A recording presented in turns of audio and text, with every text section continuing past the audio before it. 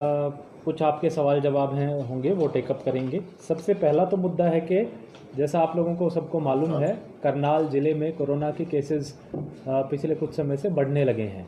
और विशेष रूप से जो स्कूल्स हैं हमारी, अब तक टोटल 64 स्कूलें ऐसी हैं जिसमें कम से कम एक आध तो केस आ ही चुका है। टोटल ज़िले में अभी 700 750 के करीब एक्टिव केस हैं, लेकिन 64 स्कूल्स ऐसी हैं जिनमें मिनिमम एक स्कूल तो मिला है, बच्चों केस तो मिला है बच्चों का, स्कूली स्टूडेंट्स का। तो इसमें आज माननीय मुख्यमंत्री जी के द्वारा भी सभी ज़िलों की एक वीडियो कॉन्फ्रेंसिंग के तहत मीटिंग ली गई, और फिर ज़िला प्रशासन में हमने भी सारे के सारे ड्यूटी मजिस्ट्रेट्स की और एसएचओज़ की बैठक करके उचित दिशा निर्देश दिए हैं। उनमें एक तो ये है कि हमने टोटल 17 टीमें बनाई हैं, जो हमारे ज़िले में टोटल गवर्नमेंट और प्राइवेट स्कूल मिला के 780 स्कूलें हैं करीब। तो ये 17 टीमें उन 780 स्कूलों की चेकिंग करेंगी और कोशिश करेंगे कि 5 दिन के अंदर अंदर हम सारी की सारी स्कूलों को एक एक बार कवर कर लें, जिसके तहत हम ये चेक करेंगे कि बच्चों को मास्क दिए जाते हैं या नहीं दिए जाते। चाहे सरकारी स्कूल हो या प्राइवेट हो, ये अनिवार्य है कि बच्चे मास्क पहन के बैठेंगे, और स्कूल प्रशासन, अगर बच्चे नहीं पहन के आते मास्क तो स्कूल प्रशासन उनको उपलब्ध कराएगा। तो मास्क पहनना एक चीज़ देखेंगे, सैनिटाइज़र्स का इस्तेमाल हो रहा है नहीं हो रहा वो देखेंगे, तो सोशल डिस्टेंसिंग होनी चाहिए।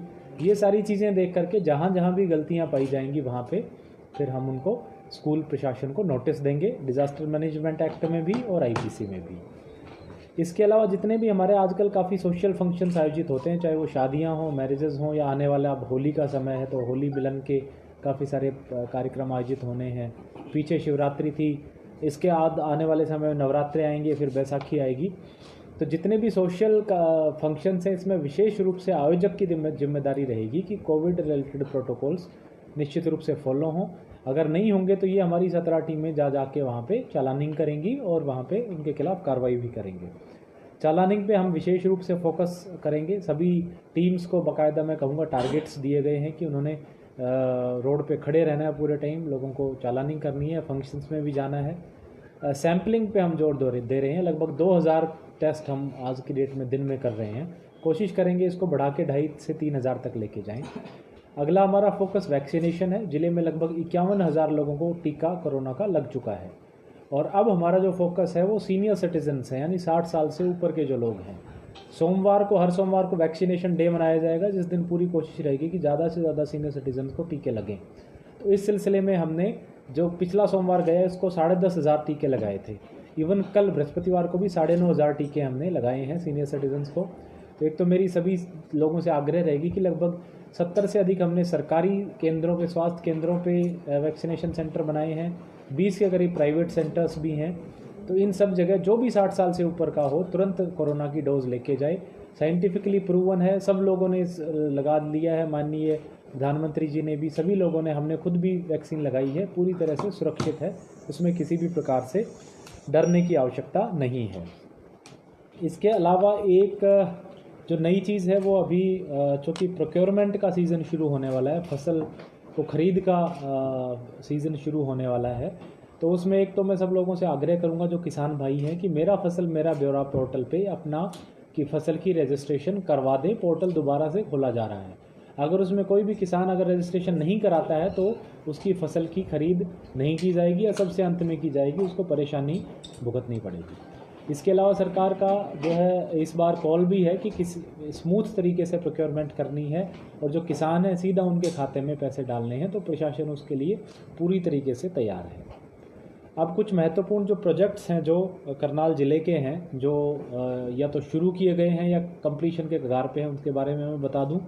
एक तो ईस्टर्न बाईपास हमारा प्रपोज्ड है, जो कि करण लेक्स के करीब से निकल के और फिर जो कुंजपुरा साइड से होता हुआ वापस से मधुबन जा करके मिलेगा, और मधुबन से भी आगे मुनक रोड को टच करेगा। ये बाईपास बनने से पूरे के पूरे करनाल शहर के चारों तरफ एक रिंग रोड की फॉर्मेशन कंप्लीट हो जाएगी। इसका detailed project report national highway ने बना ली है, और स्टेट गवर्नमेंट ने हाल ही में हफ्ते एक पहले ही उस पर अपनी स्वीकृति दे दी है। नेशनल हाईवे ने ये प्रोजेक्ट अपने हेड ऑफिस भेजा है। उम्मीद है कि हफ्ते 10 दिन में उसका अप्रूवल होने के बाद भूमि अधिग्रहण की प्रक्रिया शुरू हो जाएगी, और उम्मीद है कि जून तक जो है इसका कार्य भी धरातल पे शुरू हो जाएगा। करनाल सभी करनाल वासियों के लिए एक बड़ी सौगात होगी। लगभग 1500 से 1600 करोड़ इसकी खर्चा आने की उम्मीद है। इसके अलावा एक आरआरटीएस कॉरिडोर जो है, दिल्ली से करनाल आरआरटीएस कॉरिडोर है, अभी हफ्ते 10 दिन पहले एनसीआर ट्रांसपोर्ट कॉरपोरेशन की एक टीम के साथ मेरी बैठक हुई थी और उसमें जो आरआरटीएस कॉरिडोर है उसके पे डिटेल चर्चा हुई। उन्होंने वो कॉरिडोर पहले सिर्फ पानीपत तक लिमिटेड था, उसके बाद जो है उसको करनाल में माननीय मुख्यमंत्री जी के प्रयासों के द्वारा बढ़ाया गया है। तो उन्होंने जो ट्रांसपोर्ट कॉरपोरेशन है, एनसीआर ट्रांसपोर्ट कॉरपोरेशन, उन्होंने लैंड सर्वे का काम पूरा कर दिया है। प्राइमरीली 3 स्टेशन उसके प्रपोज्ड हैं। पानीपत तक तो दिल्ली से पानीपत 17 स्टेशन थे, पानीपत से करनाल 3 स्टेशन प्रपोज्ड हैं। एक तो घरौंडा में स्टेशन बनेगा, एक करनाल शहर के साउथ में बनेगा जो मधुबन साइड होगा, और आखिरी स्टेशन होगा बलडी बाईपास पे करनाल नॉर्थ। और ये मेट्रो से लगभग काफ़ी इसकी जो एवरेज स्पीड आएगी वो 100 किलोमीटर्स पर आएगी, जो किलोमीटर्स पर आवर आएगी। मेट्रो की, दिल्ली मेट्रो की स्पीड अभी एवरेज 30 से 40 किलोमीटर पर आवर आती है। तो ये इससे जो दिल्ली की जो डिस्टेंस है वो लगभग 1 से डेढ़ घंटे में हम जो है पूरी कर सकते हैं। तो ये भी अगेन शहरवासियों के लिए एक बड़ी अच्छी सौगात निकल के आएगी। जो हमारी शुगर मिल है लगभग 270 करोड़ से उसका रेनोवेशन का और उसकी कैपेसिटी बढ़ाने का कार्य प्रगति पे था, वो कार्य लगभग पूरा हो गया है। हमारी कोशिश है कि 30 मार्च से यानी इसी महीने से उसका ट्रायल हम शुरू कर दें और लगभग 15-20 दिन के ट्रायल के बाद फिर उसका माननीय मुख्यमंत्री जी के द्वारा उद्घाटन कराएंगे। इस एरिया के, ना केवल करनाल ज़िले के बल्कि इस एरिया के सभी गन्ना उगाने वाले जो किसान हैं उनके लिए एक बड़ी सौगात साबित होगी, क्योंकि इससे मिल की capacity 2200 ton crushing per day से बढ़ करके 3500 यानी लगभग 1.5 गुना इसकी कैपेसिटी हो जाएगी। इसके अलावा वहाँ बिजली बनाने का संयंत्र भी लगेगा और काफ़ी सारी सुविधाएं भी, उसके अंदर की सारी सड़कें बनाई जा रही हैं, सारी सुविधाएं जो उसमें शुगर मिल में दी जाएगी। मेरठ रोड की जो 4 लेनिंग का 6 लेनिंग और 4 लेनिंग का कार्य है वो प्रगति पे है। हमारी पूरी कोशिश है कि जो इसका डेडलाइन है फरवरी 2022 उस तक हम कंप्लीट कर दें कार्य को। नंगला मेघा चौक पे एक बात आई थी कि वहाँ पहले फ्लाईओवर प्रपोज नहीं था, वो भी हमने सरकार से मंजूर कराया है कि वहाँ पे अब फ्लाईओवर दिया जाएगा ताकि आसपास के 10, 12, 15 गांव हैं उनको इसका एडवांटेज हो सके। स्मार्ट सिटी के तहत करनाल शहर में स्मार्ट लाइट लगाने का टेंडर जो है पहली बारी कैंसिल हो गया था, पार्टीज पूरी नहीं आई थी, दोबारा से लगाया गया है। लगभग 1 हफ्ते बाद वो टेंडर खुलेगा। कोशिश रहेगी कि मार्च एंड तक उसका भी हम कार्य धरातल पे शुरू करा सकें। एविएशन क्लब एक्सपेंशन का आपको सबको सूचना मिल गई होगी। सरकार के द्वारा जो उसका एक्सपेंशन है उसको मंजूर कर दिया है और उसके अंदर जो भूमि की खरीद होनी है किसानों से वो भी मंजूर कर दी गई है। हफ्ते के अंदर जो है वो राशि किसानों के खातों में डाल करके उनसे रजिस्ट्री जो है सरकार के नाम करा ली जाएगी। इसमें कुछ किसान थे जो अपनी ज़मीन बेचने के लिए सहमत नहीं थे, तो सरकार की जो एक लैंड पूलिंग की पॉलिसी है और वॉलंटरी परचेज पॉलिसी है उसको मिलाकर के अगर 70% किसान किसी भी प्रोजेक्ट में एग्री होते हैं तो बाकी 30% किसानों की ज़मीन सरकार ले सकती है और उनको बदले में कोई ऑल्टरनेटिव लैंड दे सकती है। तो हमने कलवेडी में और वहाँ नेवल में ऑल्टरनेट लैंड आइडेंटिफाई कर ली है। जो लगभग 20 से 22% किसान जो एग्री नहीं है उनको ऑल्टरनेट जगह दे दी जाएगी। और इसके जो एविएशन क्लब है इसके एक्सपेंशन का रास्ता अब साफ़ हो गया है। इसकी जो लेंथ बढ़ा करके 5000 फीट की जाएगी और यहाँ पे और डोमेस्टिक एयरपोर्ट का इसके बाद भी प्रोजेक्ट टेकअप किया जाएगा। इसके अलावा जो WJC कैनाल है उसमें काचवा पुल से और कैथल पुल के बीच में जो एक कनाल फ्रंट डेवलप करने का, साबरमती रिवर फ्रंट के तर्ज पे कनाल फ्रंट डेवलप करने का कार्य है वो अब शुरू करा दिया गया है। परसों इसका वर्क ऑर्डर ठेकेदार को दे दिया गया है और वो काम विधिवत रूप से मौके पे शुरू हो गया है। लगभग 8 महीने इस काम में लगेंगे, तो कोशिश रहेगी हमारी कि अक्टूबर-नवंबर के आसपास एक शहरवासियों के लिए लगभग 6.5 करोड़ की एक सौगात हम दे दें। इसके अलावा करण लेक के ब्यूटिफिकेशन का प्रोजेक्ट पिछली विजिट पे माननीय मुख्यमंत्री जी द्वारा 15-20 दिन पहले स्वीकृत कर दिया गया था और इसका भी जो एस्टिमेट बनाने का कार्य चला हुआ है। जल्द ही करण लेक को भी ब्यूटीफाई कराया जाएगा ताकि पूरे स्टेट में ही नहीं बल्कि इंडिया में भी करण लेक का नाम एक पर्यटन स्थल के रूप में उभरे। ज़िले में 7 नए कॉलेजेस जो हैं गर्ल्स कॉलेजेस वो बनाए जा रहे हैं, जिसमें जयसिंहपुरा, जुंडला, पाढ़ा, बस्तली, बस्ताड़ा, तरावड़ी है और इसके अलावा एक NCC एकेडमी रायपुरा में है। इन सब का निर्माण कार्य भी इसी साल के अंत तक पूरा कर लिया जाएगा और क्लासेस उसके बाद शुरू करा दी जाएंगी। इसके अलावा स्मार्ट सिटी के द्वारा कुछ प्रोजेक्ट लिए गए हैं जिसमें शहर के जितने भी पार्क हैं वहाँ पे ओपन एयर जिम लगाने की बात थी। लगभग 70 के करीब ओपन एयर जिम पार्क हमने आइडेंटिफाई करे हैं और वहाँ ओपन एयर जिम लगाने का कार्य चालू है। लगभग 20-21 में कार्य काफ़ी प्रगति पकड़ चुका है। शहर का इस प्रोजेक्ट, ये 3 महीने का प्रोजेक्ट है, 3 महीने के बाद शहर का कोई भी पार्क ऐसा नहीं बचेगा जिसमें ओपन एयर जिम ना लगा हुआ हो। इसके अलावा जितने भी हमारे फ्लाईओवर्स हैं करनाल में, अगर मैं बात करूं नमस्ते चौक से लेकर के और बलडी बाईपास और उसके उधर फिर आगे इवन झिलमिल ढाबा के सामने जो फ्लाईओवर है, ये मिला के टोटल 7 फ्लाईओवर हैं। इन सब के रेनोवेशन का कार्य हमने स्मार्ट सिटी में लिया है और वो कार्य प्रगति पे है। नमस्ते चौक और देवीलाल चौक पे कार्य अभी चल रहा है, बाकी चौकों पे भी काम जल्दी शुरू करा देंगे। 6 महीने के अंदर अंदर सारे के सारे फ्लाईओवर्स हम इसको तैयार करा देंगे। तो ये मेजर हमारे डेवलपमेंटल, और भी सूची काफ़ी लंबी है जो कि मैं DPRO के थ्रू आप लोगों तक भिजवा दिया जाएगा। तो इस प्रकार से काफ़ी सारी जो विकास कार्य हैं वो करनाल में प्रगति पे हैं। एक विशेष विषय जो है, एक और एडिशनल पॉइंट जो सामने आया वो है कि 23 मार्च को जो शहीद भगत सिंह जी, राजगुरु और सुखदेव जी की जिस दिन उनको बलिदान उन्होंने दिया था, शहीद हुए थे, उनकी याद में शहीद दिवस मनाया जाता है। इस दिन हमारे करनाल की एक सामाजिक संस्था निफा के द्वारा संवेदना नाम के कार्यक्रम के तहत देश भर में ब्लड डोनेशन, 1500 से ज़्यादा ब्लड डोनेशन कैंप लगाए जा रहे हैं और 90,000 से ज़्यादा ब्लड यूनिट्स कलेक्शन करने का लक्ष्य है। तो बड़ी गौरव की बात है कि हमारे करनाल का नाम इससे जुड़ा है और इवन कोरोना के दौरान भी हमने देखा था कि हमारे यहाँ की सामाजिक संस्थाएं हैं, उन्होंने बढ़ चढ़ करके लोगों के सहयोग में भाग लिया था। इस बार भी मेरे संज्ञान में आया है कि काफ़ी सारे सामाजिक संस्थान इससे जुड़े हैं।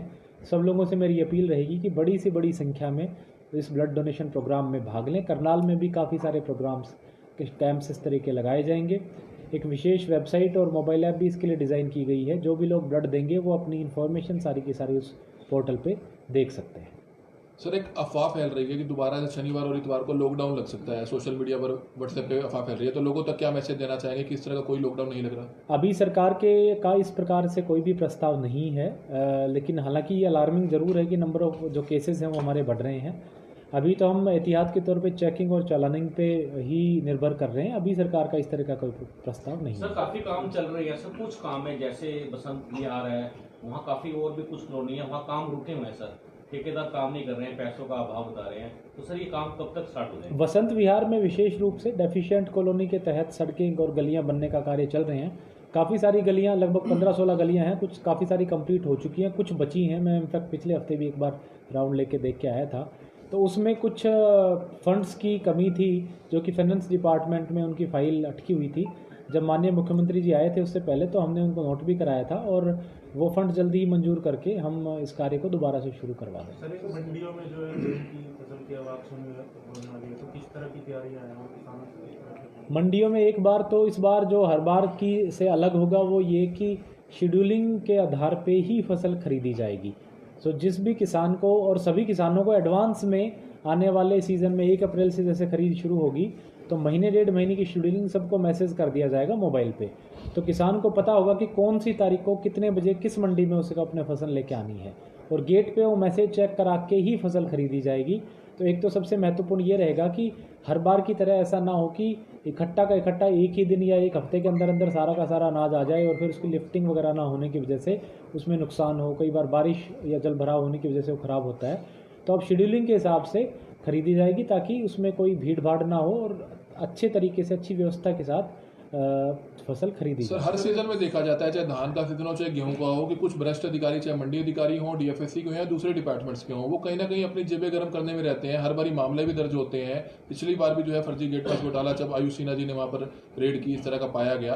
कार्रवाई आगे क्या हुई क्या नहीं हुई तो आपने देखना बेहतर है, लेकिन सबसे बड़ी बात है कि अगली बार इस सीजन में बिल्कुल इस तरह का काम ना हो, तो उसको लेकर कितनी तरह से अलर्ट है? क्योंकि हर बार ही अधिकारी कहीं ना कहीं सरकारी राजस्व को चूना लगाने की कोशिश करते हैं, चाहे राइस मिलर्स के साथ सांठगांठ हो, चाहे अनाज मंडी के आड़तियों के साथ सांठगांठ हो, या कुछ व्यापारियों के साथ सांठगांठ हो जो इस तरह से कारोबार कर रहे हैं, और वो सालों से चलता आ रहा है। इसमें 2 मुख्य मुद्दे हैं। एक तो जो हम चेक करेंगे कि जो भी दागी कर्मचारी अधिकारी हैं जिन पे पहले भी एलिगेशंस रहे हैं या जिनकी इंक्वायरियाँ रही हैं, FIRs रही हैं, उनको हम जो पब्लिक डीलिंग वाली पोजीशंस हैं यानी जो मंडियां हैं या PDS की जिम्मेदारी है वो नहीं देंगे। दूसरा, आमतौर पे जो इनफैक्ट पिछली बार ही हमने गड़बड़ी पकड़ी थी वो थी गेट पास की, कि किसान के पास, जैसे मैंने बताया, मैसेज था नहीं कि उस दिन उसको धान लेके आना है और उसके बिना किसी मैसेज के भी गलत जो है गेट पास काट करके उसकी एंट्री करा दी गई। तो इस बार हम इस पर बिल्कुल सख्ती बरतेंगे। इसके लिए CCTV कैमरे लगेंगे और मंडी के अलावा इंडिपेंडेंट अधिकारियों की इस बार हम ड्यूटी लगाएंगे, जो कि ना तो मंडी बोर्ड से होंगे ना ही फूड एंड सप्लाईज से होंगे। वो किसी थर्ड डिपार्टमेंट के अधिकारी होंगे, चाहे वो एजुकेशन डिपार्टमेंट के हों, चाहे वो पंचायत डिपार्टमेंट के हों, किसी भी विभाग के हों। उनकी ड्यूटी लगेगी ये इंश्योर करने के लिए कि बिना गेट पास के किसी की भी एंट्री ना हो। तो उससे हम उसको यूपी के किसानों के लिए जाएंगे अपने आप ऑब्जेक्ट किया कि हमारी ड्यूटी लगाई गई है, and how can you ensure कि मतलब वो आगे भी ड्यूटी देंगे? टीचर्स का जो परिवार पहचान पत्र वेरिफिकेशन में, बल्कि मैं इनफैक्ट ये अच्छा पॉइंट आपने रेज किया, मैं बताना भूल गया, 1 अप्रैल से मुख्यमंत्री अंत्योदय परिवार उत्थान योजना जो है माननीय मुख्यमंत्री जी शुरू कर रहे हैं। तो उसमें जो भी बहुत ज़्यादा नीडी लोग हैं, ज़रूरतमंद लोग हैं, उनको सहायता दी जाएगी। तो उसमें सर पूरे प्रदेश के पास कुछ ऐसे परिवार आए हैं जिनकी इनकम एक मिनिमम लेवल से कम है। तो उनकी वेरिफिकेशन के लिए इन लोकल कमिटीज़ की ड्यूटी लगी है, जिसमें BLOs और टीचर्स भी हैं। इनकी एक मांग थी कि ये हमें जो है टीचिंग का कार्य भी करना है, BLO का कार्य भी करना है, कोई रेमुनरेशन भी नहीं दिया जा रहा है एक्स्ट्रा, और हमसे काम लिया जाता है। इसमें सरकार ने 2 चीज़ें इस पे की हैं। एक तो ये कि इनका साल का 4,000 रुपये मेहनताना तय किया है ताकि इनको एक ऑनरेरियम उसके आधार पे मिले। दूसरा, सरकार ने जो कमेटी बनाई है उसकी डेफिनेशन वाइड कर दी है। अब उसमें कुछ और प्रकार के कर्मचारी अधिकारी भी लिए जा सकते हैं। तो अगर कहीं पे कोई BLOs की इशू है, शॉर्टेज है, कोई दिक्कत है, तो उनको रिप्लेस करके किसी और डिपार्टमेंट के अधिकारी को भी लेने का प्रावधान सरकार ने 2 दिन में किया है। फिर भी मेरी आग्रह रहेगी, क्योंकि अभी स्कूल्स में कार्य जो है वो सीज़न के बाद, अभी बीच में छुट्टियां भी आएंगी, एग्ज़ाम्स का टाइम भी होगा, तो जो BLOs की जिनकी ड्यूटी है, क्योंकि हाउस होल्ड एक घर को जानते हैं, सर्वे करते हैं, तो उनसे उचित माध्यम नहीं हो सकता, नंबर 1। नंबर 2, हर एक कमेटी को मुश्किल से 20 से 25 परिवार दिए गए हैं वेरिफिकेशन के लिए। तो मुझे नहीं लगता कि एक BLO के लिए 1 दिन का कार्य होगा ये मुश्किल से 20-25 घर में जाके वेरीफाई करना। तो ये विरोध करना मुझे नहीं लगता कि जायज़ है। रिसेंटली 5 महीने पहले ही PWD डिपार्टमेंट, एजुकेशन डिपार्टमेंट को रिवाइज प्लान भेजा था, but it is lying in the files. ये बिल्कुल मेरे नॉलेज में आ गया। इसका जो एक ब्लॉक है अराईपुरा NCC एकेडमी, एक ब्लॉक तो इसका पूर्ण हो चुका है। दूसरा ब्लॉक में जो रिवाइज्ड एस्टीमेट है वो हमने भी सरकार के स्तर पे बात की है। बजट सेशन की वजह से कुछ व्यवस्थाएं थी, इसके बाद तुरंत इसको मंजूर करा के दूसरे जो फेज़ है इसका कार्य भी शुरू करें। सीमांत किसानों का जो है रजिस्ट्रेशन जो है, इसमें दो मुद्दे हैं। एक तो खरीदारी सिर्फ उन्हीं किसानों की होगी शुरू में जो हरियाणा के रहने वाले हैं, जिनकी डोमिसाइल हरियाणा की है लेकिन जिनकी ज़मीनें उत्तर प्रदेश में पड़ती हैं। ऐसे किसानों को मान लीजिए हम सीमांत किसान कहें, तो उनकी खरीदारी के तो उनकी रजिस्ट्रेशन हमने करा दिया है, उसमें कोई दिक्कत नहीं आएगी। रही बात वो किसान जो रहने वाले ही उत्तर प्रदेश के हैं और उनकी ज़मीन भी उत्तर प्रदेश में है, उनकी सरकार पहले हरियाणा की फसल खरीदने के बाद एक डेट तय करेगी, उस पर उनकी खरीदारी की जाएगी। आज भी लोगों को प्रॉब्लम आ रही है कि उनकी एरिया को पिक नहीं कर पा रहा है पोर्टल, आज भी रजिस्ट्रेशन में प्रॉब्लम आ रही है, तो उसको लेकर क्या? कुछ जगह इश्यूज आई हैं, विशेष रूप से वो जगह जहां जो यमुना के किनारे का एरिया है उसमें काफ़ी सारी ज़मीन शामलात लैंड है, और शामलात लैंड पे इंडिविजुअल जो लोग हैं वो कास्ट कर रहे हैं। ऐसे में वो पोर्टल अलाउ नहीं करता, क्योंकि पोर्टल में शामलात लैंड सरकारी लैंड समझी जाती है। तो उसमें एक तो जो जेन्युइनली लीगली बैठे हैं उनकी तो हम मदद करा रहे हैं कि उनको ऑब्जेक्शन फाइल करने का राइट दिया गया है कंसर्न तहसीलदार के पास, लेकिन जो इलीगली कब्जा करके बैठे हैं उनकी जो ना तो वेरिफिकेशन होगी और ना ही उनको अपलोड करने दिया जाएगा। सर, एक नगर निगम में पिछले दिनों 2 महीने पहले नो ड्यू सर्टिफिकेट घोटाला हुआ था, जिसमें 2 आरोपी गिरफ्तार हुए हैं जो कहीं ना कहीं नगर निगम से जुड़े हुए थे। उसके बाद तहसील के लोगों का भी नाम आ रहा था कि बगैर तहसील के लोगों की मिलीभगत के या नगर निगम के अधिकारियों की मिलीभगत के इतना संभव नहीं है कि उनको इतनी अंदर की जानकारी हो कि वो सॉफ्टवेयर को हैक करके इतना बड़ा घोटाला को, स्कैम को अंजाम दे पाए। तो आखिरकार दूसरे लोगों की अभी तक कोई गिरफ्तारी नहीं हुई, इसमें कोई ब्रीफिंग नहीं हुई कि आखिरकार इतना बड़ा स्कैम हो जाता है। नगर निगम का सॉफ्टवेयर 21 तारीख को शुरू होता है, 22 तारीख को उसमें हैकर आ जाता है, इस तरह की बात। इसमें डिटेल में एक बार तो उसमें एसपी साहब क्या कहना चाहेंगे? नगर निगम में जो नो ड्यू सर्टिफिकेट घोटाला है जिसमें 2 कर्मचारी गिरफ्तार हुए हैं, लेकिन उसमें क्या तहसील के कर्मचारी अधिकारी या नगर निगम के कोई अधिकारी या कर्मचारी कोई शामिल नहीं थे? देखिए, जो नगर निगम की तरफ से जो मुकदमा दर्ज कराया गया था उसमें ये आरोप थे कि कुछ कर्मचारियों ने मिलीभगत करके 209 के आसपास टेम्पररी ID अवैध रूप से जनरेट की है और इसको हैक किया गया है। उसके बाद में हमारी तरफ से जांच अमल में लाई गई थी। जांच के दौरान ये पाया गया कि जो अनऑथराइज्ड कॉलोनी है उनकी रजिस्ट्री करवाने के लिए उस एरिया को ऑथराइज्ड के रूप में भर करके उसके बाद में टेम्पररी आईडी जनरेट की गई और उसके आधार पर नो ड्यूज सर्टिफिकेट जारी किए गए थे। 2 आरोपी इसमें गिरफ्तार किए गए थे, लेकिन हैकिंग जैसी कोई बात सामने नहीं आई थी कि किसी ने सॉफ्टवेयर को हैक किया था और उसके बाद में ये इस प्रकार से एनडीसी और टेम्पररी आईडी जनरेट करी थी। उसके बाद का जहाँ तक विषय है, तहसील से जो अनऑथराइज्ड एरिया की एनडीसी जारी करवाने के बाद उसको ऑथराइज्ड दिखा करके जो टेम्पररी आईडी जनरेट हुई और फिर उसके आधार पर किसी और एरिया की रजिस्ट्री जो करवाई गई थी, उसके बारे में मैंने डीसी साहब को एक पत्र भी लिखा है। डीसी साहब उस पर जो भी अपनी तरफ से उचित संज्ञान लेंगे और हमने ये भी उनसे अनुरोध किया है कि यदि इस मामले में पुलिस के लेवल पे कोई जांच की आवश्यकता हो तो वो भी हमें सूचित करें। सर, क्योंकि ब्रीफिंग जरूर होनी चाहिए, इतना बड़ा एक स्कैम सा हो जाता है, कौन लोग शामिल हैं, क्योंकि जो शिकायतकर्ता मैडम महिला थी इसमें, ईओ मैम थी, वो उनका भी ट्रांसफर हो जाता है, उसी दौरान ही ट्रांसफर हो जाता है, जबकि वो खुद शिकायतकर्ता थी और उन्होंने जब शुरुआत में अपने लेवल पर जांच की थी ज्वाइंट कमीशन ने, और उन्होंने कहा था कि हैकिंग हुई है, लेकिन ऐसा लगता नहीं है कि कोई ना कोई अधिकारी तहसील लेवल पे या नगर निगम लेवल में कोई ना कोई शामिल होगा जो अंदर के इनको पॉइंट्स, इतनी जानकारियां जो है दे रहा था। देखिए, जो जांच होती है वो सभी जितने भी हमारे पास में जो हम साक्ष्य एकत्रित करते हैं, चाहे वो डिजिटल साक्ष्य हो, चाहे किसी को वर्बली बुला करके उनसे जो पूछताछ होती है, उसके आधार पे बाद में कोई कंक्लूजन निकाला जाता है। मैंने आपको पहले ही बताया कि हैकिंग जैसी इसमें कोई बात नहीं थी। हाँ, कुछ जो आरोपियों ने मिली भगत करके आपस में जो अनऑथराइज्ड एरिया की रजिस्ट्री करवाने के लिए एक सारा घटनाक्रम हुआ था, उसमें 2 आरोपी गिरफ्तार कर लिए गए हैं। अभी हमने मामले को कंक्लूड नहीं किया है, हमारी तरफ से मामले की जांच जारी है। और जहाँ तक तहसील स्तर के जो मामले की बात है, वो मैंने ऑलरेडी डीसी साहब से रिक्वेस्ट किया है और डीसी साहब उस पर उचित संज्ञान लेकर कार्रवाई करेंगे।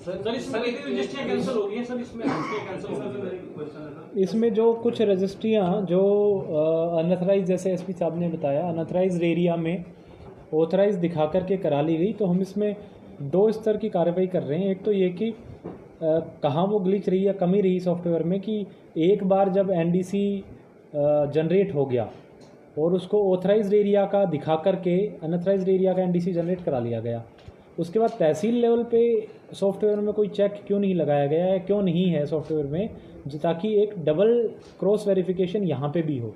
क्योंकि अभी ये हुआ कि एनडीसी जैसे ही निगम ने जारी की तो यहाँ ये मान लिया गया तहसील में कि चूँकि नो ड्यू सर्टिफिकेट जारी हो चुका है, इसका मतलब वो लीगल प्रॉपर्टी है और इसलिए उसकी रजिस्ट्री कर दी जाए।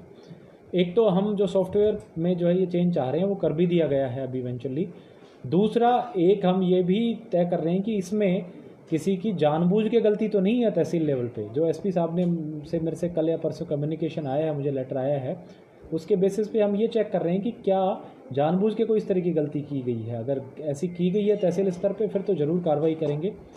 जहाँ तक जो रजिस्ट्री हुई हैं उनका जो एक लीगल प्रोसेस है उनको कैंसलेशन का वो शुरू कर दिया गया है और जो सॉफ्टवेयर है उसको भी फुल प्रूफ बना दिया गया है। तो अब उसमें मुझे नहीं लगता आगे इस तरह की कोई बात होगी। संख्या आई थिंक 153 या कुछ थी। टोटल 209 टेम्पररी आईडी जनरेट हुई थी। उसके आधार पे 106 रजिस्ट्री जो हमने वेरीफाई किया है, 106 रजिस्ट्री का डिटेल हमारे पास में आई है। डीसी साहब, जो सब्जी मंडी है, एक्चुअल सब्जी मंडी है, वो अभी तक शुरू नहीं हो पाई है। वहाँ करोड़ों रुपए की दुकानें हैं जो बनाई गई थी और कुछ लोगों ने दुकानें ली थी कि सब्जी मंडी शुरू होगी, उनका व्यापार बढ़ेगा, लेकिन वो लोग, उन लोगों, कुछ लोगों की तो उसमें डेथ भी हो चुकी है और आज तक वो सब्जी मंडी काफ़ी सारे लोग उधर शिफ्ट नहीं होना चाहते। पहले मेरे दिमाग संज्ञान में बात आई भी थी, मैं विजिट भी करके आया था।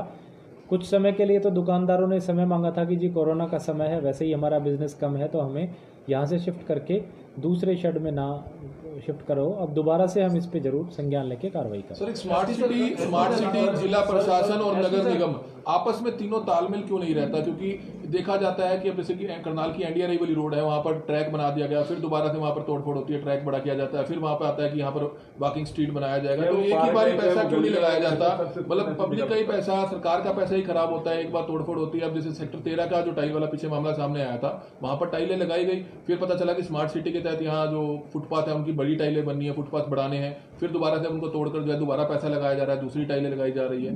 तो मतलब आपस में तालमेल की कमी के कारण पैसा खराब हो रहा है। मुद्दा ये है जो कल्चरल कॉरिडोर है, इसमें तो मैं बताऊं विशेष रूप से ये जो वॉकिंग ट्रैक पहले बना था, पीडब्ल्यूडी ने बनाया था, वो ज़मीन के लेवल का था।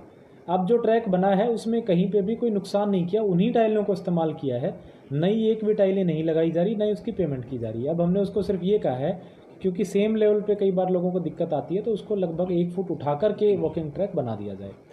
जहाँ तक सेक्टर 13 की बात है वो मेरे संज्ञान में आई भी है और अब से हमने ये फॉर्मेट भी बाकायदा बनाया है कि स्मार्ट सिटी या कोई भी विभाग या नगर निगम सिर्फ वही काम टेकअप करेगा जिससे बाकी डिपार्टमेंट से वो सर्टिफिकेट ले ले कि भी पिछले 3 साल में इस जगह पे और कोई काम किसी और विभाग द्वारा नहीं किया गया। वो सर्टिफिकेट मिलने के बाद ही वो पर्टिकुलर डिपार्टमेंट उस काम को टेकअप करेगा ताकि इस तरह की कोऑर्डिनेशन दिक्कत न हो।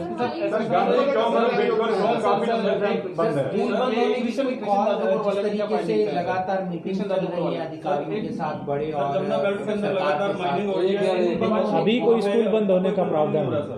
जमुना बेल्ट में सर लगातार माइनिंग हो रही है और वहाँ पे पहले भी पानी आता है, बरसात आती है, जब बाढ़ आती है तो पानी कटाव हो जाता है, लेकिन लगातार माइनिंग हो रही है तो हम कंप्लेंट करते हैं, फोगाट साहब से बात करते हैं, वो टीमें भी लगा देते हैं, तो जब हम बताते हैं मौका पे वो अपना ट्रैक्टर ट्राली जैसे कि छोड़ के चले जाते हैं। देखिए इस प्रकार की कुछ शिकायतें अभी विगत दिनों से मेरे पास में भी आ रही थी। हमने जो भी माइनिंग डिपार्टमेंट के जो भी कंसर्न यहाँ के ऑफिसर है उनसे भी और हमारे पुलिस डिपार्टमेंट के साथ में मिलकर के आपस में इस संबंध में कोऑर्डिनेशन से काम करें और एक अच्छी कार्रवाई उन लोगों के खिलाफ हो ताकि इस प्रकार की अवैध गतिविधियाँ न हो, ये हम इंश्योर करेंगे।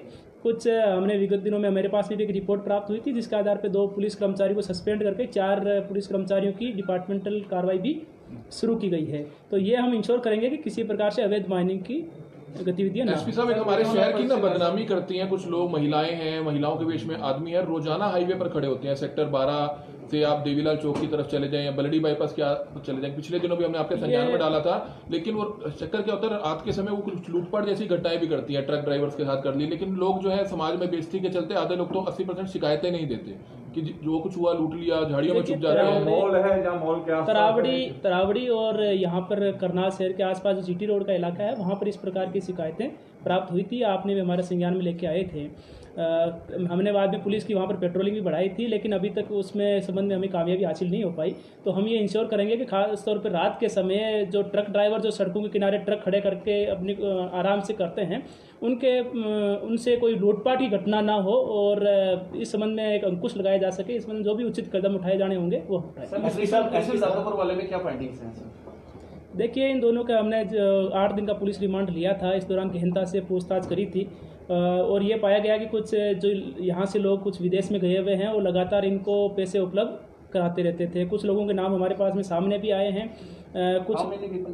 अभी तक 3 लोगों के नाम सामने आए हैं। हम उनका ये भी पता करवा रहे हैं कि उनका पुराना क्रिमिनल रिकॉर्ड क्या है और वो जो पासपोर्ट लेकर के यहाँ से विदेश भागने में कैसे कामयाब हो पाए। तो उस संबंध में हमारी अभी जांच चल रही है, हमने अभी उसको कंक्लूड नहीं किया है, लेकिन जिन्होंने भी इन लोगों को प्रत्यक्ष या अप्रत्यक्ष तौर पे सहायता की है यहाँ पे अपराध करवाने में, उन सभी के खिलाफ हम सुनिश्चित करेंगे। तो रिमांड के दौरान सर कृष्ण दादुपुर इन्होंने ये भी बताया कि बबली अजंतली, नरेश अजंतली के परिवार को गांव के कुछ लोग मुखबिरी करते थे, लगातार लोकेशंस बताते थे। देखिए अभी 2 लोगों को हमने और पकड़ा भी है जिनसे ये सामने आया कि वो लगातार यहाँ पर रेकी कर रहे थे। जो नरेश अभी जुडिशियल कस्टडी में अंदर है और एक रोमिल नाम के व्यक्ति जो उनके रिश्तेदार हैं उनकी हत्या करवाने की प्लान कर रहे थे। उन दोनों लड़कों को पकड़ा भी गया है जो कृष्ण दादुपुर की सेहत पे यहाँ पर भेजे गए थे। इसके अलावा भी जिन्होंने बबली हत्याकांड में या पिंटू हत्याकांड में जिन्होंने भी अप्रत्यक्ष तौर पे या प्रत्यक्ष तौर पे कोई मुखबिरी पहुंचाई हो या आर्थिक रूप से मदद की हो जिससे इस अपराध को अंजाम देने में वो कामयाब हो पाए, उनके खिलाफ भी हम गाँव के रहने वाले जो दोनों पकड़े हैं। देखिए जैसा मैंने अभी बताया वो बाहर के रहने वाले हैं, लेकिन अभी भी हमने मामले को कंक्लूड नहीं किया है, अभी हमारी जांच उस मामले में चल रही है। सर उसका पता लगा कि वहाँ पर शॉपिंग मॉल बनने जा रहा है। नंबर 1 बात सर ये, उससे जो पुराना नगर निगम है वहाँ बनना था सर शॉपिंग मॉल, वो बीच में अदर में लटक गया सर। ये दोनों इसमें प्रोजेक्ट लिए गए हैं। एक तो जो ओल्ड बस स्टैंड है लगभग 8 एकड़ की ज़मीन है, वहाँ पे एक प्रस्ताव है कि 3 चीज़ें बनाई जाएंगी। एक तो जो इंट्रा सिटी बसेज हैं, जो शहर के अंदर बसें चलेंगी, उनका बस स्टैंड लगभग 2 एकड़ में। एक प्लाजा बनेगा जहाँ पे आपने जैसे बताया शॉपिंग कॉम्प्लेक्स बनेगा, वो शॉप्स बना करके ऑप्शन किया जाएगा। और तीसरा पीछे पब्लिक यूटिलिटीज़, लाइब्रेरी, पार्क वगैरह बनेगा। तो ये प्रस्ताव हमने अभी तैयार किया है। एक बार प्राइमरी तौर पे माननीय मुख्यमंत्री जी से इस पर चर्चा भी हो गई है, दोबारा से उनको दिखा के अप्रूव करा करके फिर हम इसको शुरू कर लेंगे। जहाँ तक पुराने नगर निगम की बिल्डिंग की सवाल है, अभी तो उसमें टाइलें लगाई जा रही हैं, आपने देखा होगा, तो वहाँ हमारा पार्किंग बनाने का प्रस्ताव है टेम्परेरी तौर पे। तो लॉन्ग टर्म में उसका प्लान हमने तैयार किया है शॉप्स का, कि जो भी शॉपकीपर्स हैं उनको बदले की दुकानें दे करके और जो सामने की दुकानें हैं उनको गिरा करके रोड में शामिल कर दिया जाए ताकि सड़क चौड़ी हो जाए और बदले की दुकानें उनको पीछे उस बिल्डिंग में दे दी जाए। लेकिन वो हरियाणा सरकार को एक पॉलिसी अभी बनानी है जिसके तहत 20 साल से अधिक समय पे जो नगर निगम की प्रॉपर्टी पे दुकानों पे बैठे हैं उनको उनकी ओनरशिप दे दी जाए। तो जब वो पॉलिसी बनेगी तब वो प्रोजेक्ट शुरू होगा। तब तक टेम्परेरी तौर पे एक तो ओल्ड एमसी के बिल्डिंग में, एक पुरानी सब्जी मंडी में, इसके अलावा जनरली कोठी में, ऐसी 3-4 जगह पे हम पार्किंग बना रहे हैं, लगभग बन के तैयार हो गई हैं। 1 अप्रैल से हम कुछ सड़कों को, उसके लिए मैं बाकायदा अलग से प्रेस ब्रीफिंग करूँगा, तो कुछ सड़कों को हम नो ट्रैफिक जोन डिक्लेयर करके और इन पार्किंग में ही, चाहे वो दुकानदार हों चाहे ख़रीदार हों, वो उस पार्किंग में ही अपनी गाड़ी खड़ी करें, ताकि हमारी जो मेनली मार्केट्स हैं, करंट गेट मार्केट हैं और भी मार्केट हैं, उनकी जो सड़कें खुली हो सकें और उसको हम तरीके से यूटिलाइज करें। सर, जिन राइस मिलर्स की करोड़ों रुपए की देनदारी है, उनके कुछ राइस मिलर्स को जो है सील भी किया गया, कुछ को नोटिस भी दिया गया, तो अब तक कितने राइस मिल सील किए जा चुके हैं? इसमें मुझे एग्जैक्ट फिगर तो नहीं ध्यान होगा, लेकिन अच्छी खासी रिकवरी हमें आ गई है। और आज भी बल्कि रेवेन्यू की मीटिंग में मैं ब्रीफिंग कर रहा था, लगभग 50 करोड़ के करीब की तो हमने कुर्की की कार्रवाई प्रोसेस में रखी हुई है, जिसको करके हम वसूली करेंगे। तो इसमें किसी भी की पेंडेंसी होगी उसको छोड़ा नहीं जाएगा, उसको कुर्की करके वसूली की जाएगी। सर, एनडीआरआई के अंदर लगातार घोटाले सामने आ रहे हैं। पीछे मिष्टी घोटाला हुआ था, वो नकली रैपर पकड़े गेट से जो है ना 5500 रैपर बाहर हो गया और उसमें नकली की इस्तेमाल करके बेचा गया। उससे पहले दूध के अंदर जो मिलावटखोरी का काम था, वो अधिकारी था सुरेंद्र, उसके ऊपर कोई कार्रवाई नहीं है, अभी तो कोई कार्रवाई नहीं आई है। जब मीडिया उनसे बात करना चाहती है तो वो बात नहीं कर देते। एनडीआरआई ने गेट कीपर को बोला कि मीडिया को अंदर ना आने दी जाए। इसमें जो एनडीआरआई डायरेक्टर हैं, मैं उनसे मैटर को टेकअप करके इसको सॉर्ट आउट करवाएंगे। सर, कोरोना की बात की जाए तो मैंने सुना है कि कोरोना वैक्सीनेशन के पहले टीके लगने के बाद भी कोरोना हो गया है, तो और लोग दूसरी तरफ मान नहीं रहे हैं, तो सरकार या प्रशासन क्या कुछ कर रही है, कड़े नियम बना रही है कि इसको कंट्रोल किया जा सके? देखिए, इसमें मेनली तो फोकस करेंगे चालानिंग पे और चेकिंग पे। जो भी प्लेसेस हैं, मार्केट प्लेसेस हैं, रिलीजियस प्लेसेस हैं, वहाँ पे चालानिंग भी हो, मास्क का इस्तेमाल हो। अगर हम ये करते हैं तो जैसे जैसे टीके लगते जाएंगे, हमारी कोशिश रहेगी कि लगभग सीनियर सिटीज़न 1.5 लाख के करीब है हमारे ज़िले में, आने वाले 1 महीने में सबको कवर कर लें हम। अब हम धीरे धीरे करके गांव कवर करते जा रहे हैं। कई सारे गांव हमने पूरे के पूरे कवर कर लिए, नीलोखेड़ी का, असंध का, जहाँ पे एक भी बुजुर्ग नहीं बचा जिसको टीका ना लगा हो। तो सबसे पहले 1 महीने में हम सीनियर सिटीजन्स को कवर कर देंगे। उसके बाद सरकार की जो नेक्स्ट गाइडलाइंस आएंगी, तो जब तक सबकी वैक्सीनेशन कंप्लीट नहीं हो जाती तब तक हमें प्रिकॉशंस बरतने की जरूरत है। सर, रामनगर की और रेलवे रोड की जो कनेक्टिविटी है सर, फुट फ्लाईओवर ब्रिज जो बनना है सर, उसका काम बड़ा धीमे चल रहा है सर कब तक पूरा हो जाएगा? इसका मैंने रिव्यू किया है, अप्रैल एंड इसकी डेट रखी है, कोशिश करेंगे अगले महीने के अंत तक इसको। सर, कल कानून पास हुआ है विधानसभा में कि आंदोलनकारियों से जो है नुकसान की भरपाई होगी, तो उसको लेकर किस तरह से प्रशासन अब तैयार रहेगा और लोगों से क्या अपील करेंगे कि अगर कोई भी सरकारी संपत्ति या निजी संपत्ति को नुकसान पहुंचाता है किसी भी आंदोलन के दौरान, तो उसी से भरपाई होगी उसकी? बिल्कुल, इसमें कानून में कई सारे प्रावधान हैं। इसमें बाकायदा ये है कि जो उस एरिया का जो एसएचओ है वो असेसमेंट करके डिस्ट्रिक्ट मजिस्ट्रेट के थ्रू सरकार के पास रिपोर्ट भिजवा सकता है। कोई भी क्लेम कर सकता है कि मेरी प्रॉपर्टी का नुकसान है, और जो क्लेम कमिश्नर हैं वो उसका नुकसान की तय करके, और फिर जो नुकसान करता है वो उसमें सारे लोग आते हैं, जिसने डायरेक्टली नुकसान किया हो, जिसने लोगों को भड़का के नुकसान करवाया हो, उन सब लोगों को से वसूली के नोटिस निकाले जाएंगे। अगर वो पैसे नहीं जमा कराते हैं तो उनकी प्रॉपर्टी संपत्ति को कुड़ करके भी उससे वसूला जाएगा। तो लॉ एंड ऑर्डर के लिए एक अच्छा कानून है। इस सब अवैध कॉलोनियों में पीला पंजा चल रहा है। अब तक कितने कॉलोनाइजर के खिलाफ एफआईआर या गिरफ्तार हुए? करीब 20